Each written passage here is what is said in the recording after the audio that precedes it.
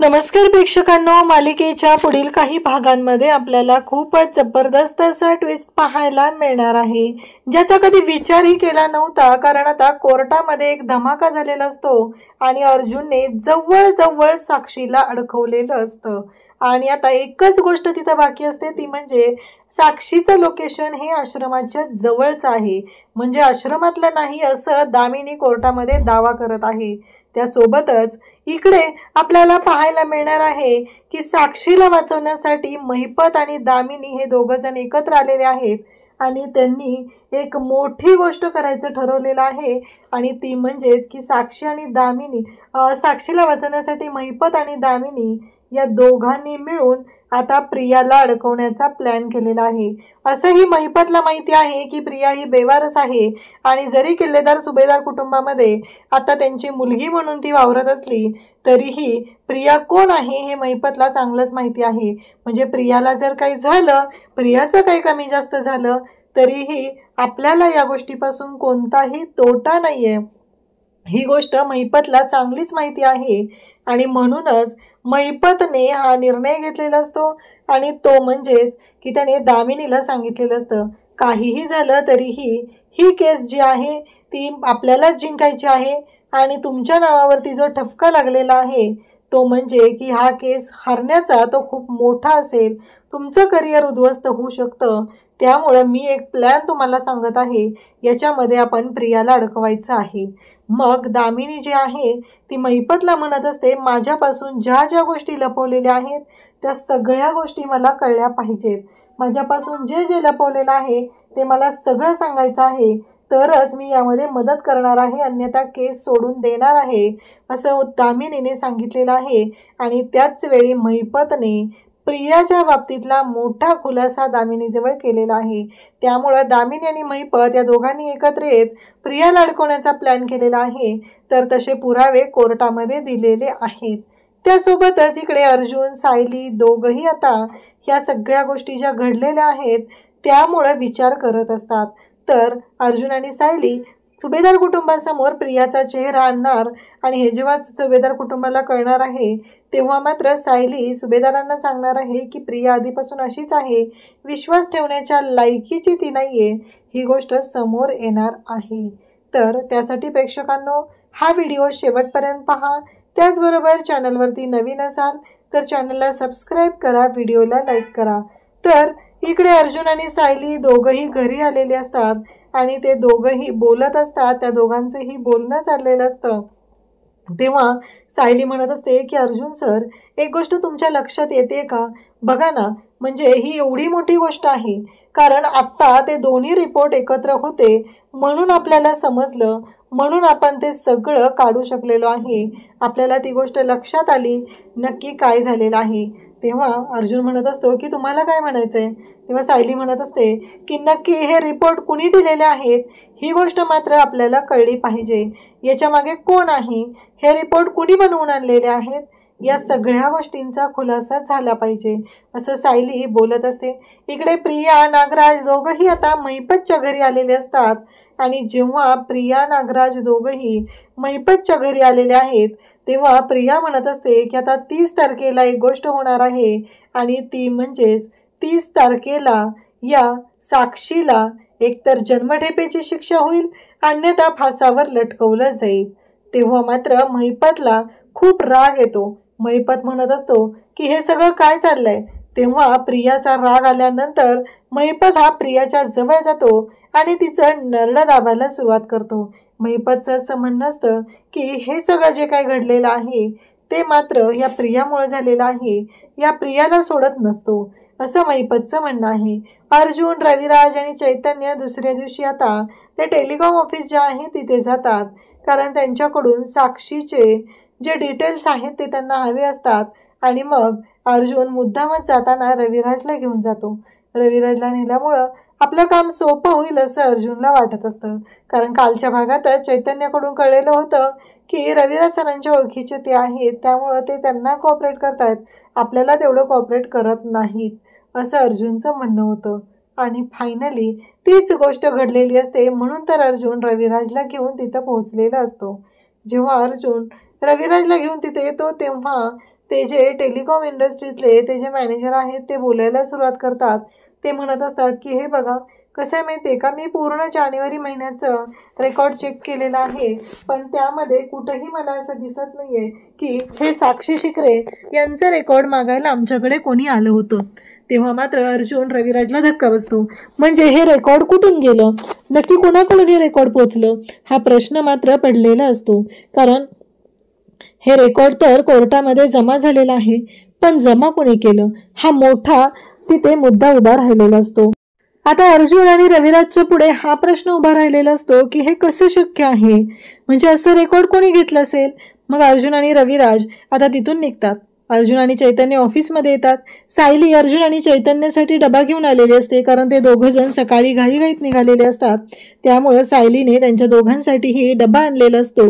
आणि जेव्हा सायली जी आहे ती डबा घेऊन येते तेव्हा मात्र एक मोठी गोष्ट समोर येते. सायली तिथं आलेली असते आणि सायली बोलायला सुरुवात करते. सायली म्हणत असते की अर्जुन सर. तेव्हा अर्जुन म्हणतो की काय झालं. सायली म्हणत असते नक्की तिथं काय झालं. अर्जुन म्हणतो की ते डिटेल्स त्यांनी घेतलेलेच नाही आहेत. तेव्हा सायली म्हणते की अर्जुन सर तुम्हाला आठवतंय का मागं त्यांनी काय गोंधळ घातलेला होता. तेव्हा अर्जुन म्हणतो की कोणता. तेव्हा सायली सांगायला सुरुवात करते तुम्हाला आठवलं का, बघा बरं, कारण मागे त्यांनी अगदी मुलगा म्हणजे तो भाऊ आहे तो उभा केला होता खोटा. त्याच्यामुळे एक गोष्ट तुमच्या लक्षात येते का, आत्ताही ते काहीही करू शकतात. ही गोष्ट मात्र समोर आली पाहिजे आपल्या. आपण असं कसं विसरून चालेल, असं अर्जुन बोलत असतो. अर्जुन म्हणत असतो की एक महत्वाची गोष्ट तुम्ही विसरताय सर, कारण त्यांनी जर खोटा भाऊ उभा करू शकत असतील, खोट्या गोष्टी पुराव्यानिशी समोर आणत असतील, तर एक महत्वाची गोष्ट आहे आणि ती म्हणजेच की हा रिपोर्ट बनवायला असं काय लागलं असेल सांगा बरं मला. कारण काहीही झालं तरीही हा रिपोर्ट सहज कोणीही बनवू शकतं, असं सायली अर्जुनला सांगते. म्हणजे एखाद्या इंटरनेट कॅफेवाल्याकडून हा रिपोर्ट बनवून घेतलेला आहे. हे सायलीच्या त्या वाक्यामुळे अर्जुनच्या लक्षात येतं आणि सायली सांगू लागते. तेव्हा मात्र अर्जुन म्हणत असतो की वा मिसेस सायली तुमचं डोकं तर भारीच चालतंय. तेव्हा चैतन्य पण म्हणत असतो की हो ना सायली वहिनी, खरंच खूप जबरदस्त डोकं चाललेलं आहे तुझं. असं सायलीचं डोकं चालल्यानंतर दोघंही कौतुक करू लागतात. तेव्हा सायली म्हणत असते की आता आपल्याला हे कोर्टामध्ये प्रूव्ह केलं पाहिजे की हा जो रिपोर्ट आहे तो त्यांनी बाहेरून बनवून आणलेला आहे, कारण टेलिकॉम कंपनीकडून कोणताही रिपोर्ट मिळाला नाही. याचं रजिस्टर एंट्री तर आपल्याला मिळालेली आहे आणि त्यामुळं इथे आता ह्या सर्व गोष्टी क्लिअर झालेल्या आहेत. तेव्हा मात्र अर्जुन म्हणत असतो की हो बरोबर आहे तुमचं, आणि अर्जुनने तो मुद्दा आता कोर्टाच्या समोर मांडायचं ठरवलेलं असतं. आता अर्जुन आणि सायली यांची फुल तयारी झालेली असते. कशा पद्धतीने कोणते मुद्दे कोर्टाच्या समोर मांडायचे आहेत, नक्की काय करायचं आहे, आणि त्याचबरोबर या सर्व गोष्टी तिथे सुरू झालेल्या असतात. आणि त्यासोबतच अर्जुन आणि सायली दोघंही अगदी शांतपणे प्रत्येक गोष्टीचा विचार करत असतात, विचारपूर्वक निर्णय घेत असतात. कारण प्रियाने जे काही कांड केलेलं आहे आत्तापर्यंत ते त्यांना दोघांनाही माहिती आहे. त्यामुळं सगळ्या गोष्टी शांतपणे चाललेल्या असतात. इकडे आता रविराजने प्रियाला बोलावून घेतलेलं असतं. रविराज हा प्रियाला म्हणत असतो की नक्की काय चाललंय तन्वी, मला कळेल का, नक्की तू हे सगळं केलेलं आहेस का यामध्ये तुला अडकवलं जातंय. या सगळ्या गोष्टींचा विचार केला पाहिजे तन्वी. जर या सगळ्या गोष्टींमध्ये तुला अडकवलं जात असेल तर आपल्याला विचार केला पाहिजे. पण आता अर्जुन जो आहे तो ज्या पद्धतीनं काम करत आहे त्यावरून तर मला माहिती आहे की अर्जुन खोटे पुरावे कोणतेही सादर करत नाही. पहिली महत्वाची गोष्ट म्हणजे अर्जुन कोणाला कधीच मुद्दामून अडकवत नाही. आणि रविराजचा हा जो अर्जुनवरचा विश्वास आहे ते पाहून प्रियाच्या तर शिट्ट्या वाजलेल्या असतात. प्रियाला कळायचं बंद झालेलं असतं, कारण रविराजने स्पष्टपणे सांगितलेलं असतं की अर्जुन कधीच कोणाला कोणत्याच गोष्टींमध्ये अडकवत नाही. आता प्रिया मात्र पुरती अडकलेली असते. ती म्हणत असते नाही बाबा, मी असं काहीच केलेलं नाहीये की माझ्यावरती हे आरोप लावले जातात. तुम्हाला माहिती आहे ना अर्जुन कसा आहे ते. अर्जुनला फक्त अशाच गोष्टी पडलेल्या असतात आणि अर्जुन मला याच्यामध्ये अडकवत आहे, असं प्रिया रविराजला सांगत असते. रविराज म्हणत असतात की एक गोष्ट लक्षात ठेव तन्वी, तू माझ्याशी वारंवार खोटं बोललेली आहे. त्यामुळं तुला वाटत असेल तर एवढं सहजासहजी मी तुझ्यावरती विश्वास ठेवणार नाही. कारण मला माहिती आहे की तू काय काय गोंधळ घालून ठेवलेले आहेत, तू काय काय करू शकते, हे सगळं मला माहिती आहे. आणि त्यामुळंच मी सांगतोय ती गोष्ट कायमस्वरूपी लक्षात ठेव, कारण तू कुठल्या थराला जाऊ शकते हे मला माहिती आहे.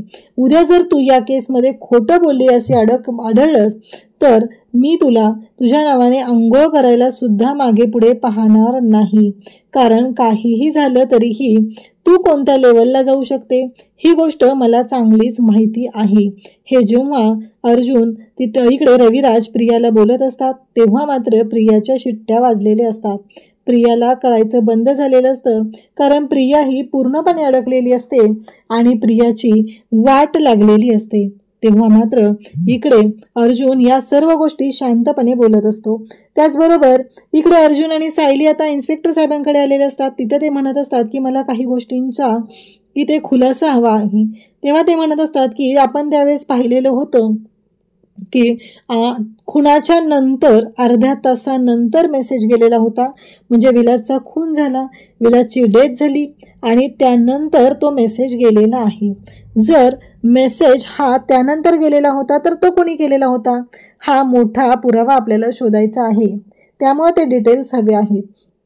इन्स्पेक्टर साहेब अर्जुनला जे डिटेल्स हवे आहेत ते देतात आणि ते रजिस्टर त्याला मिळतं, ते रिपोर्ट त्याला मिळतात, पोस्टमॉर्टमचे रिपोर्ट असतात, ते सगळे रिपोर्ट त्याला दिले जातात आणि त्यानंतर तिथं क्लिअर होतं.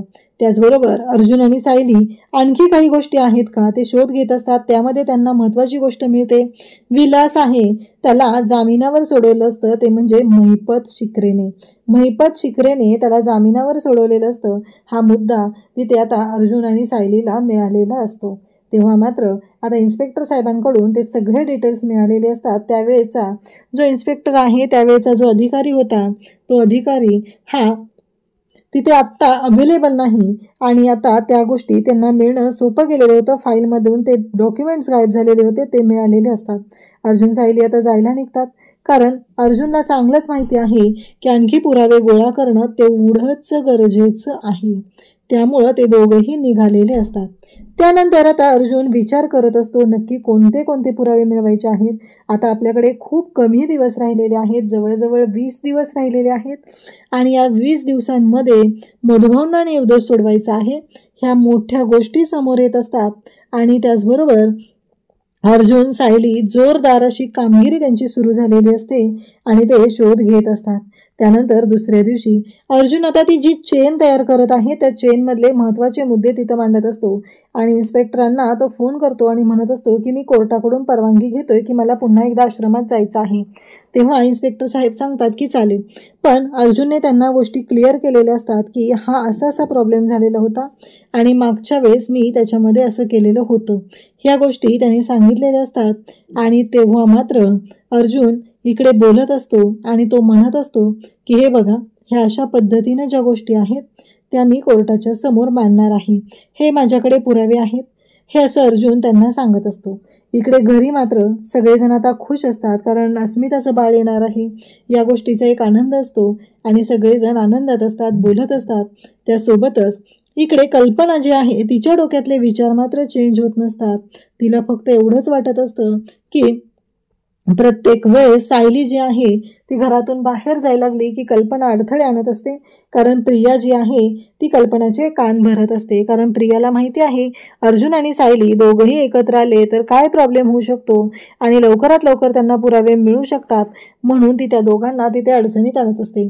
मग आश्रमातलं जे गोष्टी आहेत त्या क्लिअर केलेल्या असतात आणि मग आश्रमातून आता ते लॉकेटचा तुकडा आणि ते जे कार्ड आहे प्रीती ब्युटिकचं ते आश्रमात मिळालेलं आहे असे पुरावे आता इथे अर्जुन आणि सायलीने गोळा केलेले असतात. त्यासोबतच इकडे अर्जुन आणि सायली प्रत्येक गोष्ट क्लिअर करत असते. रविराज वारंवार प्रियाला बोलवून प्रियाची चौकशी करत असतात. नक्की प्रियाच्या बाबतीत काय झालेलं आहे, प्रियाने काय गोंधळ घातलेला आहे, या सगळ्या गोष्टी ज्या आहेत त्या रविराजला हव्या असतात आणि म्हणूनच प्रियाने किती गोंधळ घातलेले आहेत हे रविराज तिथे शोधत असतात. कारण काहीही झालं तरीही आत्ता रविराजला माहिती आहे की जरी अर्जुन केस लढत असला तरी अर्जुन हा सत्याच्या मार्गाने चालणारा आहे आणि जर का अर्जुनने जर या विरोधातले पुरावे गोळा केले असतील तर हे सगळं आपल्याला शोधावं लागणार आहे. अर्जुन हा पुराव्याशिवाय बोलत नाही, ही गोष्ट ही रविराजला चांगलीच माहिती असते. आणि त्यामुळं रविराज प्रियाला वारंवार ठणकावून सांगत असतात की एक गोष्ट कायमस्वरूपी लक्षात ठेवायची आहे, जर तू याच्यामध्ये दोषी आढळलीस तर गाठ माझ्याशी आहे. त्यानंतर आपल्याला पाहायला मिळतं की इकडे महिपतने दामिनीला कॉल केलेला असतो, सगळ्या गोष्टी क्लिअर झालेल्या असतात आणि तो दामिनीला भेटायला येतो. दामिनीला भेटायला आल्यानंतर महिपत हा दामिनीला म्हणत असतो की काहीही करून आपल्याला साक्षीला निर्दोष सोडवायचा आहे.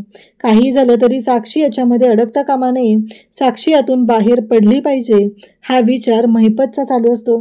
तेव्हा दामिनी म्हणत असते की मग तुमच्या डोक्यात काय आहे? तेव्हा महिपत म्हणत असतो की त्या प्रियाला अडकवायचं, हे सगळं त्या प्रियानं केले असं दाखवायचं. तेव्हा दामिनी म्हणत असते, तुम्हाला कळतंय का महिपत शिखरे, अहो ती त्या रविराज किल्लेदारची मुलगी आहे आणि जर तिने ह्या गोष्टी जर रविराजकडे गेल्या तर किती अवघड होईल. रविराज किल्लेदार म्हणजे किती नावाजलेला वकील आहे, ही गोष्ट तर तुम्हाला माहिती आहे ना. तेव्हा महिपत म्हणत असतो की हो, पण आज मी एक गोष्ट अशी तुम्हाला सांगणार आहे की ज्याचा विचारही तुम्ही केलेला नव्हता.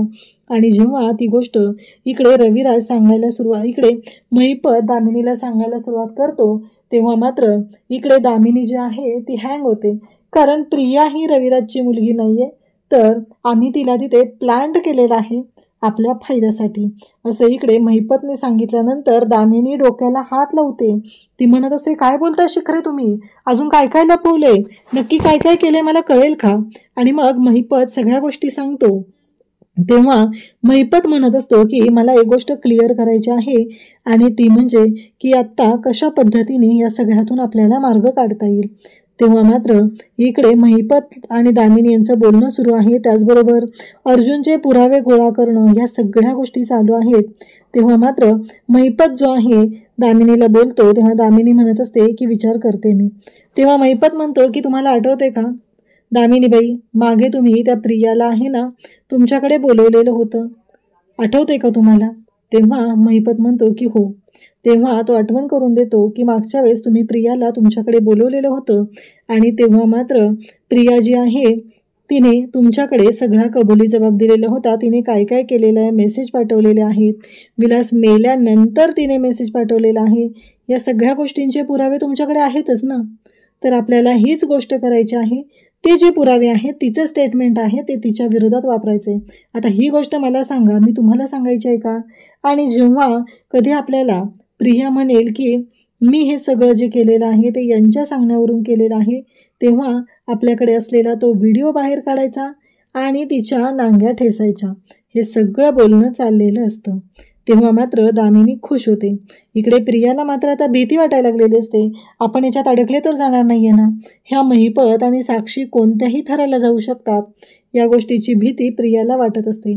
प्रिया मात्र एकच विचार करत असते, ती म्हणत असते की नाही, मला काही झालं तरीही या सगळ्यातून बाहेर पडायचं आहे. आता महिपत आणि दामिनीचा प्लॅन फिक्स झालेला असतो. कोर्टाची हिअरिंग मागवली जाते. अर्जुनला तर धक्का बसतो, अचानक कोर्टाची हिअरिंग का मागवलेली आहे, हा प्रश्न अर्जुनला पडलेला असतो आणि अर्जुन त्या गोष्टी विचारत असतो. तेव्हा मात्र अर्जुनला कोर्टामध्ये हजर राहण्याशिवाय कोणताही पर्याय नसतो आणि अर्जुन कोर्टामध्ये जायला निघतो. जेव्हा अर्जुन कोर्टामध्ये जातो तेव्हा मात्र तिथे गेल्यानंतर अर्जुन त्याचबरोबर इथे कोर्टात आता कोणते पुरावे सादर करायचे हा मोठा तिथे गोंधळ असतो. कोर्टामध्ये काहीही झालं तरीही महत्त्वाच्या गोष्टी क्लिअर करायच्या असतात. आणि मग कोर्टामध्ये गेल्यानंतर तिथे दामिनी ओपनिंग स्टेटमेंट देते, कारण दामिनीने बोलवलेलं असतं आणि दामिनी ओपनिंग स्टेटमेंट देते. त्यामध्ये दामिनी सांगायला सुरुवात करते ती म्हणजे की आज मी कोर्टाच्या समोर असा पुरावा दाखवणार आहे, त्यामुळं कोर्टाच्या समोर येणार आहे की या खुनामागे इकडे मधुभाऊ म्हणजे मधुकर पाटील किंवा साक्षी शिखरे यांचा कोणाचाही संबंध नाही. तर या खुनामध्ये अशी व्यक्ती आहे की ज्या व्यक्तीने हा खून केलेला होता आणि ती व्यक्ती आहे म्हणजेच प्रिया मधुकर, म्हणजेच प्रिया किल्लेदार, आत्ताची प्रिया सुभेदार. ही गोष्ट ऐकल्यानंतर प्रियालाही धक्का बसतो. तर दामिनीने कोर्टामध्ये सांगितलेलं असतं की प्रिया मधुकरने हे सगळं केलेलं आहे आणि प्रिया मधुकर या सगळ्या गोष्टींना सामील आहे.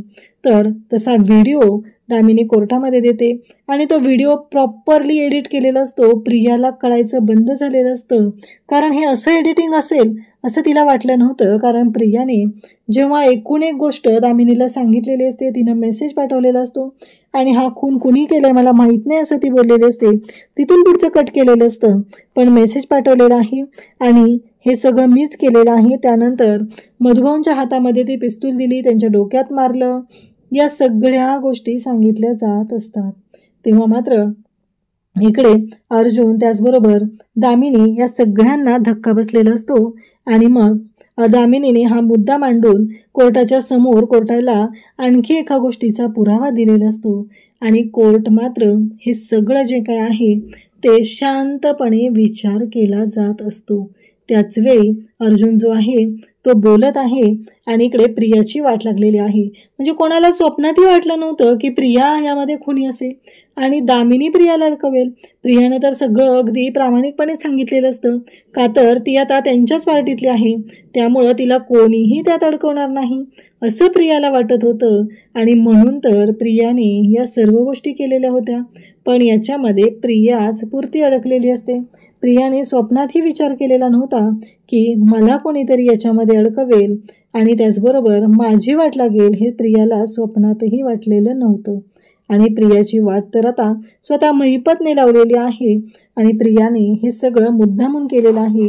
हे जेव्हा सर्वांना धक्का बसलेला आहे म्हणजे प्रिया खुनी आहे हे कोर्टामध्ये आलेलं आहे. हे सगळं जेव्हा घडत आहे तेव्हा मात्र अर्जुन आता वारंवार कोर्टाच्या समोर हे मुद्दे देण्याचा प्रयत्न करत आहे की प्रिया जी आहे तिने काय काय गोंधळ घातलेले आहेत. तर हे सगळं जेव्हा आता कोर्टाच्या समोर येणार आहे, साक्षीला वाचवण्यासाठी प्रियाचा बळी तर दिला जाणार आहेच, पण प्रियाची मात्र वाट लागणार आहे. अशाच अपडेटसाठी चॅनलशी कनेक्ट राहा. थँक्यू.